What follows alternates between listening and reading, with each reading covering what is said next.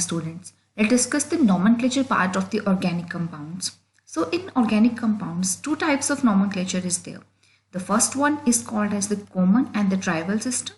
And the second one is given by a systematic representation for all the organic compounds by the IUPAC, that's the Organization of Chemistry. Okay, then let's first discuss the common and the tribal names. First is CH4. That is the name, that all are the names given according to the obtained or according to the places at which these substances are found. These all are the names are based on their places or the sources on which sources, by which sources they are found. For example, CH4, that called as the marsh gas because it is found at the marshy places. That's why it is called as the marsh gas. Now further, CH3COH, its common name is acetic acid because it is getting from the vinegar, and vinegar, its Greek name is acetum.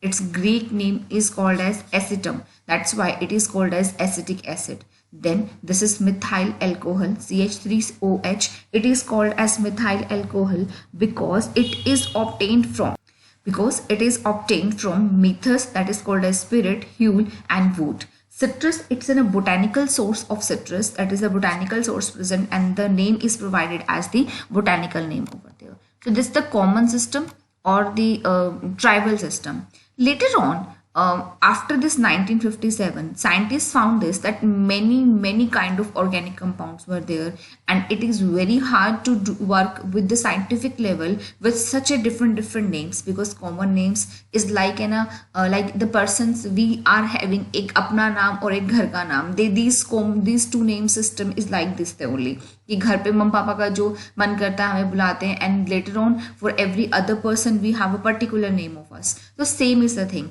So IUPAC provided them such a rule, particular rule, to provide the name, common names or the system names for the organic compounds, such every person in this world who is related to these substances or organizations will just call them from the same name only. So it become easy for at the scientific level to work with these things. Okay, so they provide a particular rule for the nomenclature part, that firstly it's in a case that in starting prefix is there, later on word root is there, and finally the suffix will present. So what are the prefix, word root and suffix are there? The very first thing is your word root or root. Okay, the first thing is word root, or you can call it as root word. Both the things are same.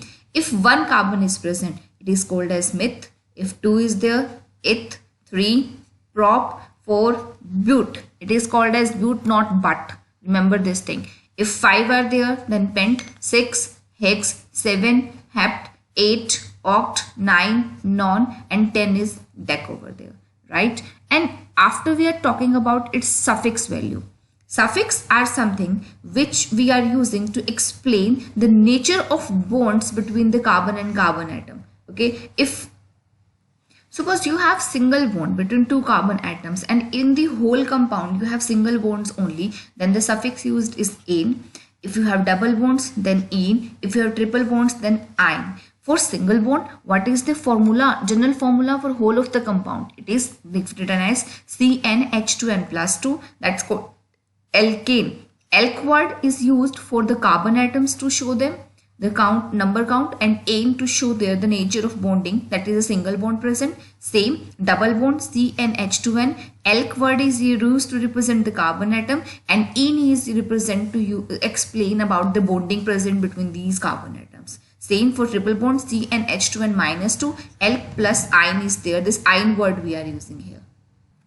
Later on prefixes are there, that they are the substituent, maybe the branching with the parent chain or the main chain. And how we are going to choose this parent chain or main chain, that we discuss later on. The first thing, what is the substituent or the branching of the parent chain present, like this kind of any branching present. This is called as alkyl part, and every substituent if is in a hydrocarbon, is represented by the alkyl part, and the alkyl part is generally shown in the formula as R part also. This is the R part present, and the suffix used for them is il, yl with the word root. For example, as you see now here, this CH3 is present as in a substituent or the alkyl part. So in this substituent, one carbon is there. Then rule for this is also the same rule. One carbon, we are using the word meth over there, plus yl is there.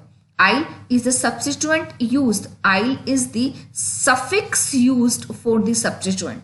Suffix used for the substituent. Remember this thing. So we are using the word yl over there. Suppose in the last part it is the branching chain present as C2H5, that is CH3 and CH2. It is also called as a C2H5 in the condensed form or the combined form. Then it is named as eth plus yl. It is called as ethyl over there. Suppose we have CH3, CH2 and CH2S, C3 and H7 in the form of your branching. Then it is called as, for 3 carbon atoms we are using the word prop plus yl. Now it is called as propyl over there.